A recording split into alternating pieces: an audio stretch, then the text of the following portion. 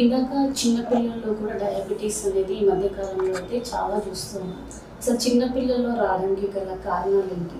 చిన్న పిల్లల్లో అనేది ఆటో ఇమ్యూన్ అంటాం. ఆటో ఇమ్యూన్ అంటే ఏంటంటే బాడీనే కొన్ని సెల్స్ ఆటో ఇమ్యూన్ యాంటీబాడీస్ని ప్రొడ్యూస్ చేస్తుంది. ఈ ప్రొడ్యూస్ చేయటం వల్ల ఇవి ప్యాంక్రియాస్లో ఉన్న బీటా సెల్స్ని డిస్ట్రాయ్ చేయటం వల్ల వీళ్ళ బీటా సెల్స్ అన్ని చనిపోయి దాని నుంచి ఇన్సులిన్ ప్రొడక్షన్ అనేది రాక దీనివల్ల ఇన్సులిన్ డయాబెటీస్ అనేది డెవలప్ అవుతుంది వీళ్ళలో.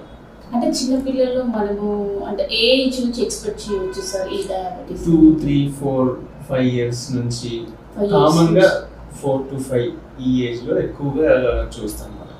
ఓకే. అంటే మనము అంటే చాలా మంది ఎక్స్పెక్టేషన్ ఎలా ఉంటుంది అంటే ఇంట్లో పేరెంట్స్కి కానీ పెద్దవాళ్ళకి కానీ ఉంటే ఆటోమేటికల్గా వస్తుంది అంటారు. అంటే చిన్నపిల్లలు ఆ స్టేజ్లో 2-3 ఇయర్స్ స్టేజ్లో అటాక్ అవుతుంది కదా, అసలు దేనివల్ల అటాక్?